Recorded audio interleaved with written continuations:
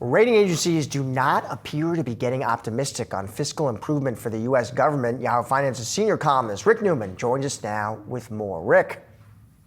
Hey, Josh. Two of the three big rating agencies have already downgraded U.S. debt. That's S&P, Standard & Poor's, which did it back in 2011, and Fitch did it in 2023. Moody's is the one that still has a AAA sterling rating on U.S. debt, but they sound like they may be reconsidering that. So they put out an analysis recently. I'll just give you a couple quotes from this analysis.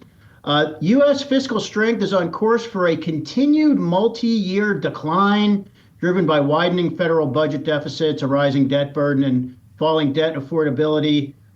They say that the U.S. debt position is far weaker than any other country that has a AAA rating. So these rating agencies don't come out and say it outright. We're considering downgrading a country's credit rating, but it sure sounds like they could be getting to that conclusion.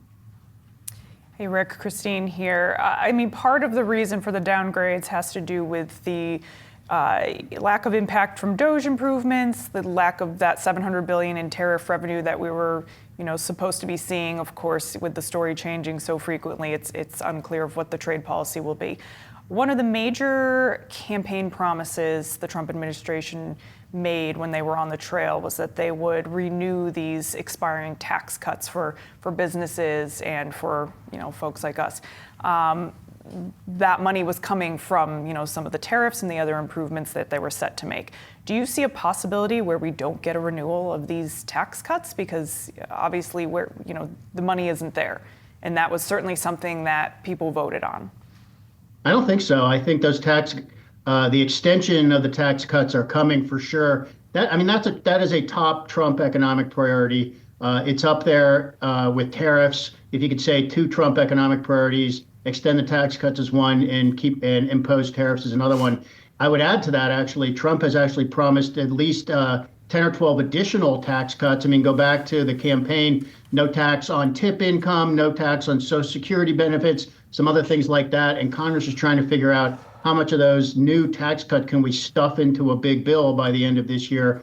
So I think those tax cuts and tax cut extensions are coming. Doesn't mean they're coming permanently. They in order to make the budget math work. This is one of the sort of parlor games inside the Beltway in D.C. is how are they going to make this budget math work? They could say, well, we're not doing this permanently. We're only going to extend these tax cuts for, who knows, 2, 3, 5, 7 years, something like that. There could be a whole mix and match with different tax cuts and things like that. But that is coming. But at some point, this is just not going to work anymore. There is no way around the fact that those tax cuts are going to make the national debt even larger. And Trump can say, we're claiming all these savings from the DOGE cuts, from killing federal agencies and stuff. Real budget hawks are looking at this and saying, this doesn't add up to very much. There's a lot of smoke and mirrors here. You cannot fool the bond market with the amount of debt the Treasury is going to be issuing. So something's got to give. We're all just waiting to find out what it is.